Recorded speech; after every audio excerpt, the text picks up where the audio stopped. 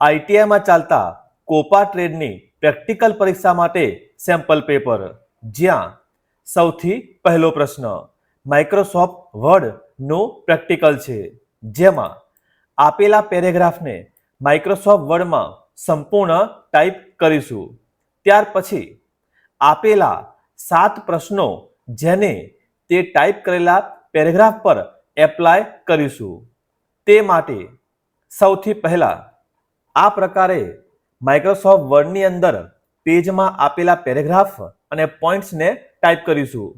તે માટે email communication, Arial, font size 12 અને બોલ્ડ, જ્યારે અન્ય ટેક્સ્ટ માટે એરિયલ અને ફોન્ટ સાઇઝ 11 નો હાલ ઉપયોગ કરેલ છે.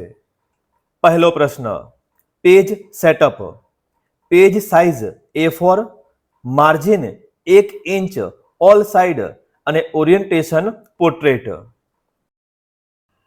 પેજ લેઆઉટ સાઇઝ ત્યાં A4 આપીશું જો ન હોય તો. બીજું માર્જિન, તે જ મેનુમાં માર્જિન બધી સાઈડ 1 ઇંચ, તે માટે તમે કસ્ટમ માર્જિન લઈ શકો છો, જ્યાં ટોપ 1, લેફ્ટમાં 1, બોટમ અને રાઈટ બધી જગ્યાએ 1 આપીને ઓકે આપીશું. ઓરિએન્ટેશન, તે જ મેનુમાં જોવા મળે છે ઓરિએન્ટેશન, અને ત્યાં પોર્ટ્રેટ, જો બીજું સિલેક્ટ હોય તો પોર્ટ્રેટ સિલેક્ટ કરીશું. ત્યાર પછી બીજો પ્રશ્ન ડોક્યુમેન્ટ ફોન્ટ કેલેબ્રી અને સાઇઝ 12. તે માટે ડોક્યુમેન્ટને સિલેક્ટ કરીશું, કંટ્રોલ A પણ લઈ શકાય, જ્યાં હોમ ફોન્ટ ટાઈપ કરીશું CAL, જેથી કેલેબ્રી ઓપ્શન તમને જોવા મળશે, અને સાથે જ તેની ફોન્ટ સાઇઝ આપીશું 12. હવે ત્રીજો પ્રશ્ન, અહીંયા હેડિંગ માટે બોલ્ડ, ફોન્ટ સાઇઝ 16 અને સેન્ટ્રલ અલાઇન આપવાનું છે. તે માટે હેડિંગને સિલેક્ટ કરીશું, ત્યાર પછી બોલ્ડ ન હોય તો આપીશું, ફોન્ટ સાઇઝ 16 અને અલાઇનમાં સેન્ટર, જેથી આ પ્રકારે હેડિંગ જોવા મળશે. બીજા હેડિંગને તે જ એપ્લાય કરવા ફોર્મેટ પ્રિન્ટરનો ઉપયોગ કરી શકાય, જેથી બીજું હેડિંગ પણ તમને એ જ પ્રકારે જોવા મળશે. ચોથો પ્રશ્ન apply justify alignment for all paragraphs. તે માટે પેરેગ્રાફને સિલેક્ટ કરીશું,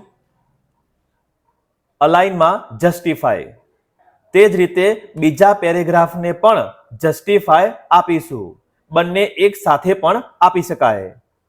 પાંચમો પ્રશ્ન use line spacing for document. તે માટે ડોક્યુમેન્ટને સિલેક્ટ કરીશું, કંટ્રોલ A પણ લઈ શકાય, ત્યાર પછી લાઇન સ્પેસિંગ, જેની અંદર બાય ડિફોલ્ટ 1 તમને અનુકૂળ હોય તે સાઇઝ તમે લઈ શકો છો. સિલેક્ટ કરતા તે ડોક્યુમેન્ટમાં એપ્લાય થશે. છઠ્ઠો પ્રશ્ન insert bullets for the point section. તે માટે નીચે આપેલા પોઈન્ટ સેક્શન જ્યાં બુલેટ્સ આપીશું, તે માટે તમને ગમે તે પ્રકારની કોઈ પણ બુલેટ પોઈન્ટ તમે લઈ શકો છો. અને અંતે process smart art diagram using following steps. તે માટે એન્ટર આપીને બીજું પેજ લઈશું અને ત્યાં આ સ્માર્ટ આર્ટ તૈયાર કરીશું, જેમાં ઇન્સર્ટ સ્માર્ટ આર્ટ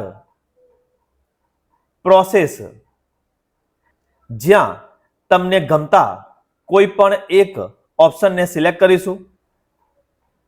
અહીંયા ટેક્સ્ટમાં 2 પોઈન્ટ જોવા મળે છે, પરંતુ આપેલા પેપર મુજબ એક જ પોઈન્ટનો ઉપયોગ કરીશું અને તે ટેક્સ્ટને અહીંયા ટાઈપ કરીશું, જેમ કે ઓપન ઈમેલ એપ. તે જ રીતે બીજો પોઈન્ટ અને ત્રીજો પોઈન્ટ ટાઈપ કરીશું. હવે નવા ઓપ્શન માટે એડ શેપ, જો ડિસેબલ હોય તો આપેલ ફ્રેમને સિલેક્ટ કરીશું, જેથી એડ ફ્રેમ દ્વારા તમે જરૂરિયાત મુજબ જેટલા ઈચ્છો તેટલા પોઈન્ટ ઉમેરી શકો છો. ફ્રેમને મોટી કરીને આ પ્રકારે જાતે એડજસ્ટ કરીશું અને બાકીના પોઈન્ટ અહીંયા ટાઈપ કરીશું. આ પ્રકારે સ્માર્ટ આર્ટ તૈયાર કરી શકાય. તો હવે માઇક્રોસોફ્ટ વર્ડમાં આપેલા પ્રશ્નનું સોલ્યુશન તમે સ્ક્રીન પર જોઈ શકો છો. ત્યાર પછી આપેલ પેપરમાં બીજો પ્રશ્ન, જે માઇક્રોસોફ્ટ એક્સેલનું પ્રેક્ટિકલ છે, તે માટે આ પ્રકારનું ટેબલ એક્સેલમાં બનાવવાનું રહેશે અને આપેલા પીવોટ ટેબલના 5 પ્રશ્નોનું સોલ્યુશન આપવાનું રહેશે. તે માટે એક્સેલમાં આ પ્રકારે પેપરનું ટેબલ ટાઈપ કરવાનું રહેશે. ટાઈપ કર્યા પછી સૌથી પહેલો પ્રશ્ન, count of students in each trade. દરેક ટ્રેડમાં કેટલા વિદ્યાર્થીઓ છે તે ગણો. તો તે માટે લઈશું આન્સર 1, જેથી દરેકે દરેક જવાબ આપણે સેવ કરી શકીએ. આન્સરની નીચે સેલ સિલેક્ટ કરીને ઇન્સર્ટ પીવોટ ટેબલ, એની અંદર પીવોટ ટેબલ. આપેલ બોક્સમાં ટેબલ રેન્જ, જ્યાં ડેટાને સિલેક્ટ કરીશું. એન્ટર આપતા બોક્સમાં ફોકસ પાછું આવશે અને નીચેની સાઈડ એક્ઝિસ્ટિંગ વર્કશીટ સિલેક્ટ કરીશું અને ઓકે. જ્યાંથી આ પ્રકારે સાઈડ મેનુ જોવા મળશે. ટ્રેડ મુજબ સંખ્યા લેવી હોય તો સૌથી પહેલા ટ્રેડ સિલેક્ટ કરીશું અને સંખ્યા મતલબ વિદ્યાર્થીઓ, એટલે કે બીજું છે નામ. તો નામને સિલેક્ટ કરીશું, પરંતુ મારે નામ નહીં, તે કાઉન્ટ જોઈએ છે, તો નેમને ડ્રેગ કરીને લઈ જઈશું વેલ્યુઝમાં.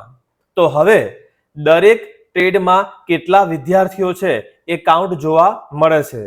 ત્યાર પછી બીજો પ્રશ્ન, number of students under each qualification. દરેક ક્વોલિફિકેશનમાં કેટલા વિદ્યાર્થીઓ છે. તો તે માટે ઇન્સર્ટ પીવોટ ટેબલ, ટેબલને સિલેક્ટ કરીશું અને એક્ઝિસ્ટિંગ વર્કશીટ. હવે ક્વોલિફિકેશન પ્રમાણે વિદ્યાર્થીઓની જરૂર છે, તો તે માટે પહેલા ક્વોલિફિકેશન, ત્યાર પછી વિદ્યાર્થીઓ એટલે નામ. પણ અહીંયા વિદ્યાર્થીઓના નામ નહીં, વેલ્યુઝ જોઈએ છે, તો નામને વેલ્યુઝમાં લઈ જઈશું. તો હવે ક્વોલિફિકેશન પ્રમાણે તાલીમાર્થીઓ અથવા વિદ્યાર્થીઓની સંખ્યા જોવા મળશે. ત્રીજો પ્રશ્ન, average age of each trade. દરેક ટ્રેડમાં તાલીમાર્થીની એજ એવરેજ કેટલી છે. તો તે માટે insert pivot table, data select કરીશું, એક્ઝિસ્ટિંગ વર્કશીટ અને ઓકે. ટ્રેડ અને જરૂર છે એજ. હવે અહીંયા એજમાં સમ ઓફ એજ ના બદલે આવવું જોઈએ એવરેજ ઓફ એજ. તો આ પ્રકારે મેનુમાં જઈને એવરેજ ઓફ એજ આપવાનું રહેશે. ચોથો પ્રશ્ન, total number of students by age. Age પ્રમાણે કેટલા વિદ્યાર્થીઓ છે. તો તે માટે insert pivot table, data select કરીશું, એક્ઝિસ્ટિંગ શીટમાં જ લઈશું અને હવે એજ પ્રમાણે વિદ્યાર્થીઓ. તો પહેલા એજ અને પછી વિદ્યાર્થીઓ એટલે નામ. પરંતુ નામની સંખ્યાની જરૂર હોય, નામને લઈ જઈશું વેલ્યુઝમાં. તો હવે કેટલી ઉંમરના કેટલા વિદ્યાર્થીઓ છે તમને ટેબલમાં જોવા મળશે. પાંચમો પ્રશ્ન, ટ્રેડ વાઇઝ અને ક્વોલિફિકેશન વાઇઝ સ્ટુડન્ટ કાઉન્ટ. એટલે કે ટ્રેડ અને ક્વોલિફિકેશન એના પ્રમાણે કેટલા વિદ્યાર્થીઓ છે. તો તે માટે insert pivot table, data select કરીશું, ઓકે. ટ્રેડ અને ક્વોલિફિકેશન, તો બંને ઓપ્શનને સિલેક્ટ કરીશું. અને તે માટે કેટલા વિદ્યાર્થીઓ છે તો વિદ્યાર્થીઓને વેલ્યુઝમાં લઈ જઈશું. તો હવે તમને ટ્રેડ તેમજ ક્વોલિફિકેશન પ્રમાણે કેટલા વિદ્યાર્થીઓ છે તે તમને આઉટપુટમાં જોવા મળશે. ત્યાર પછી ત્રીજો પ્રશ્ન, જે MySQL નું પ્રેક્ટિકલ છે, તે માટે આપ્યા મુજબ ડેટાબેઝનું નામ અને ટેબલનું નામ તૈયાર કરીને ડેટા ઉમેરીશું અને આપેલી ક્વેરી રન કરાવીશું. તે માટે સર્ચમાં આપીશું MySQL, જેથી તમને આ પ્રકારે કમાન્ડ લાઇન ક્લાયન્ટ જોવા મળશે. તેને ઓપન કરીશું. અહીંયા પાસવર્ડ યાદ ન હોય તો તમારા ઇન્સ્ટ્રક્ટર પાસેથી પાસવર્ડ લઈ શકો છો. તેમજ આ વિન્ડોને તમે જાતે એડજસ્ટ કરી શકો છો. આ સિવાય ફોન્ટ પણ નાના મોટી કરી શકાય. હવે સૌથી પહેલો પ્રશ્ન, હવે આપેલા પેપર મુજબ ડેટાબેઝ બનાવીશું. તે માટે create database DB_exam semicolon, enter. Query okay, મતલબ કમાન્ડ ઓકે છે.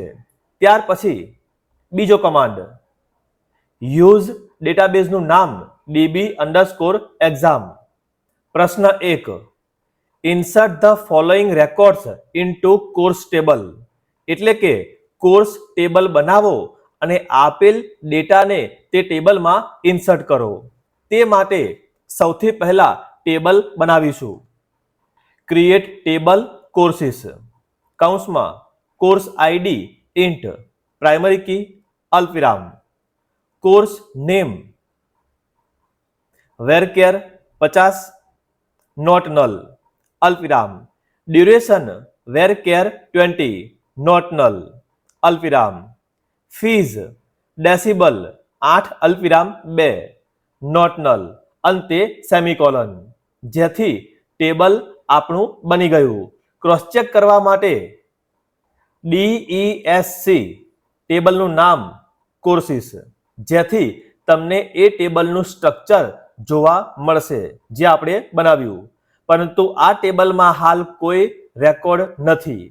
તે ચેક કરવું હોય તો તે માટે સિલેક્ટ સ્ટાર ફ્રોમ ટેબલનું નામ એટલે કે કોર્સીસ, એમ્પ્ટી સેટ, મતલબ હાલ કોઈ રેકોર્ડ નથી.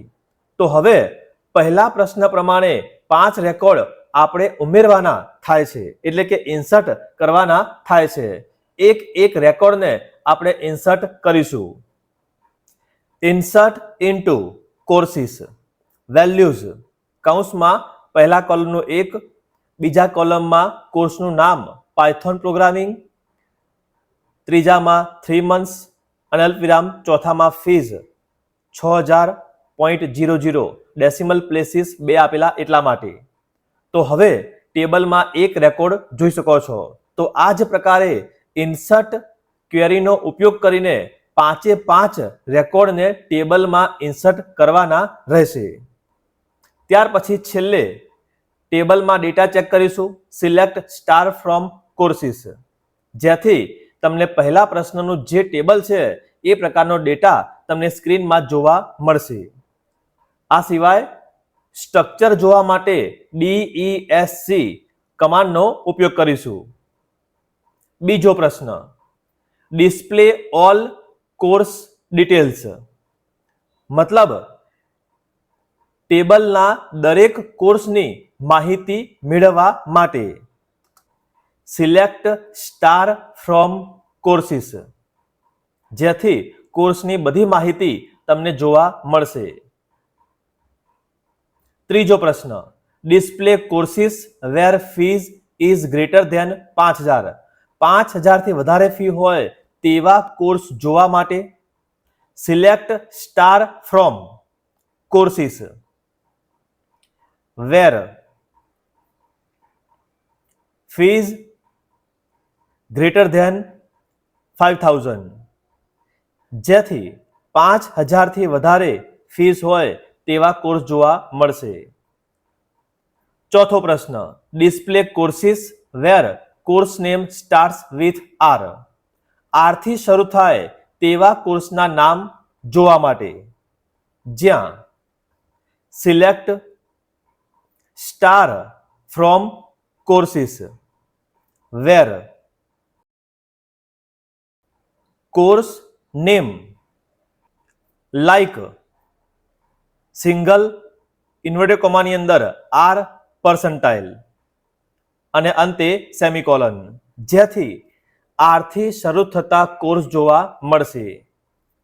પાંચમો પ્રશ્ન, short courses by fees in descending order, એટલે કે કોર્સની ફી પ્રમાણે ઉતરતા ક્રમમાં ગોઠવો. તે માટે select star from courses order by fees DESC, જેથી ઉતરતા ક્રમમાં ફી પ્રમાણે કોર્સ જોવા મળશે. છઠ્ઠો પ્રશ્ન, display courses where fees is between 1000 and 30,000, મતલબ 1000 થી 30,000 ની વચ્ચે કોર્સ હોય ફી તેનું લિસ્ટ જોવા માટે select star from courses where fees between 1000 and 30,000, જેથી 1000 થી 30,000 ની વચ્ચે કોર્સ ફી ધરાવતા કોર્સનું નામ જોવા મળશે. ત્યાર પછી count the total number of courses, કેટલા કોર્સ ચાલે છે તે માટે select count asterisk as alias તરીકે આપીશું એક હેડિંગ કોઈ પણ લઈ શકાય, જેમ કે ટોટલ કોર્સિસ ફ્રોમ ટેબલનું નામ એટલે કે કોર્સિસ, જેથી ટેબલમાં જેટલા કોર્સ હોય તે ગણીને તમને ફક્ત કાઉન્ટ દર્શાવશે આપેલા હેડિંગ સાથે. ત્યાર પછીનો પ્રશ્ન, display courses whose fees is greater than the average fees, average fee કરતાં વધારે ફી હોય તેવા કોર્સના નામ લેવા માટે, જ્યાં select star from courses where fees greater than કૌંસમાં આપીશું સબ ક્વેરી સિલેક્ટ AVG અને લઈશું એમાં ફીઝ ફ્રોમ કોર્સિસ, કૌંસને બંધ કરીશું. તો આ પ્રકારે એવરેજ ફી કરતાં વધારે ફી હોય તેવા કોર્સની માહિતી જોવા મળશે. આગળનો પ્રશ્ન, update the fees by increasing it by 10% for all courses, કોર્સની ફી 10% વધારો કરો. તો તે માટે update courses set fees is equal to fees into 1.10, એટલે કે 10% દરેકમાં ઓટોમેટિક વધશે. ક્રોસ ચેક કરવા માટે સિલેક્ટ સ્ટાર ફ્રોમ ટેબલનું નામ એટલે કે કોર્સિસ આપીને હવે ક્રોસ ચેક કરી શકાય દરેકમાં 10% ફી વધેલ છે. છેલ્લો પ્રશ્ન, delete records where fees is less than 1000, 1000 કરતાં ઓછી ફી હોય તેવા રેકોર્ડને ટેબલમાંથી દૂર કરવા માટે, જ્યાં delete from courses where fees less than 1000, enter query okay 1 row affected. Cross check કરીશું તો હવે ફક્ત 4 રેકોર્ડ છે, એક રેકોર્ડને દૂર કરેલ છે. તો આમ MySQL ના 10 ક્વેરી જે આપણે હાલ રન કરાવેલ છે. વિન્ડોઝને મિનિમાઇઝ કરીશું જેથી ઇન્સ્ટ્રક્ટરને બતાવી શકાય. ત્યાર પછી પેપરમાં આગળ જોઈએ. ચોથો પ્રશ્ન, જે HTML નું પ્રેક્ટિકલ છે, મતલબ HTML દ્વારા એક વેબ પેજ તૈયાર કરીશું જેમાં આ પ્રકારની ટેક્સ્ટ દેખાય તે માટે જરૂરિયાત મુજબના ટેગ વાપરીશું.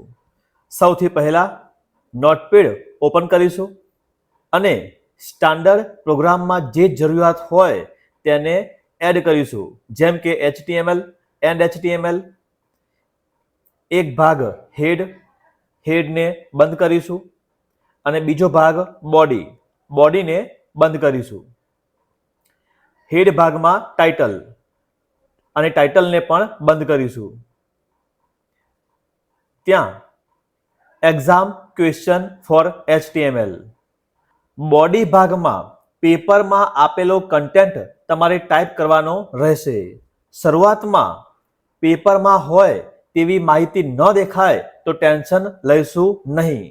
આપણે HTML દ્વારા તે પ્રકારની માહિતી બનાવીશું. ત્યાર પછી ફાઇલને સેવ કરીશું. ઓલ ફાઇલ્સ, નામ અને પાછળ .html સેવ. ફાઇલને બંધ કરીશું. ફોલ્ડરમાં આવીશું જ્યાં વેબ પેજ સેવ કર્યું હોય તેને ઓપન કરીશું. હવે આ વિન્ડોને 50% વિન્ડોમાં એડજસ્ટ કરીશું અને બીજી વિન્ડોમાં નોટપેડનો કોડ ઓપન કરીશું. તો હવે આ પ્રકારે એડજસ્ટ કરીને પેપર મુજબ ટેક્સ્ટ બનાવવાની રહેશે. HTML જે હોવું જોઈએ સેન્ટરમાં અને મોટી સાઇઝમાં, તો એટલા માટે H1 ટેગનો ઉપયોગ કરીશું.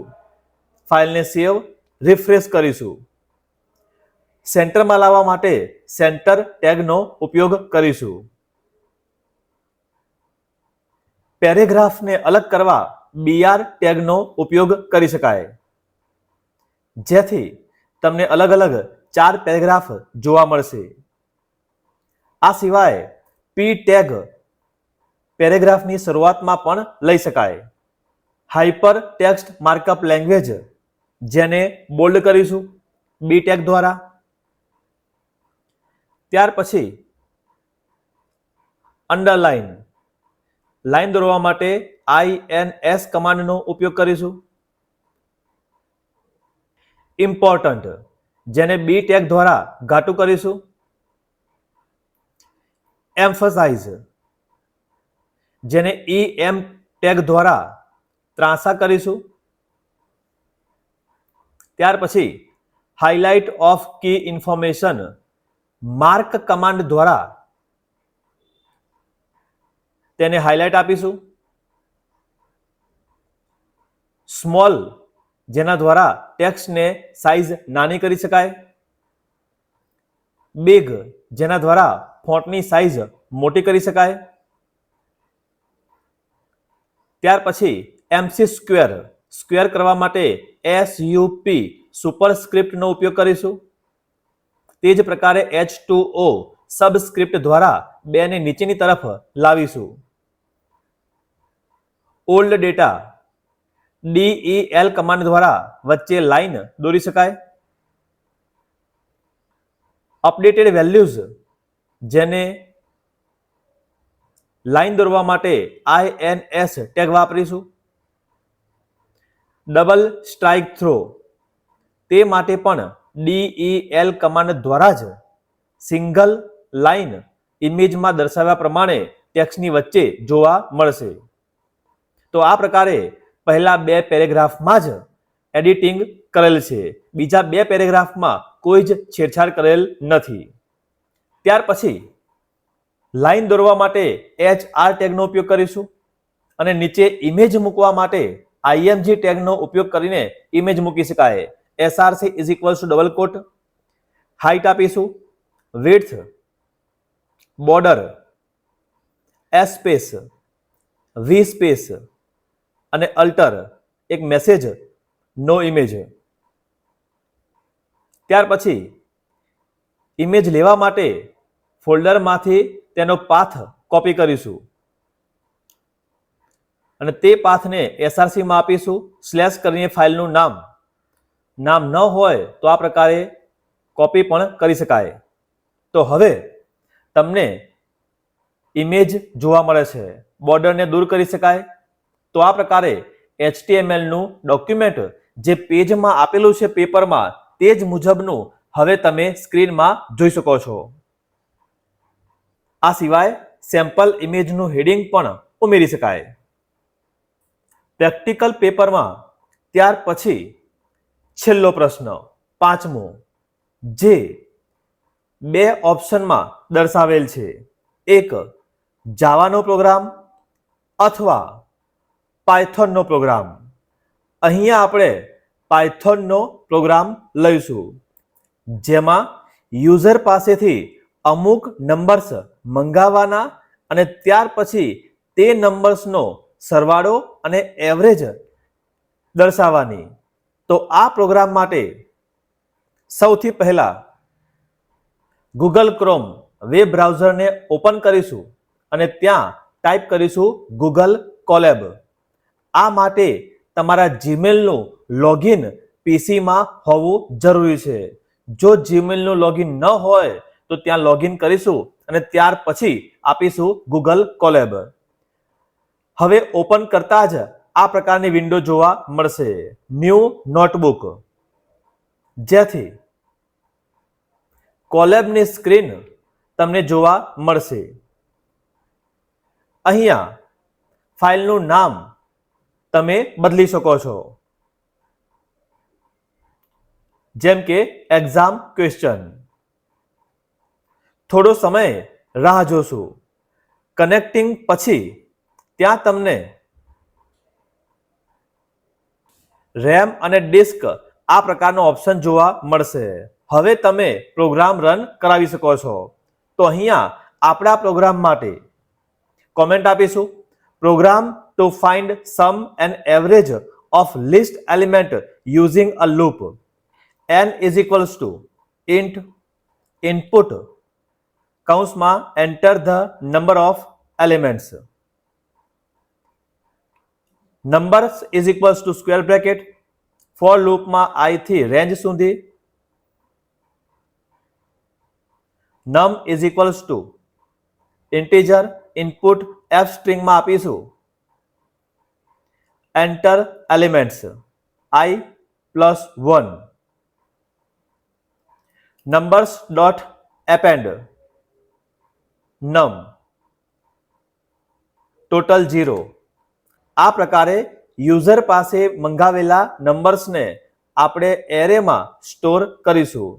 ત્યાર પછી સમ અને એવરેજ માટે for num in numbers total plus is equals to num average is equals to total divide by n print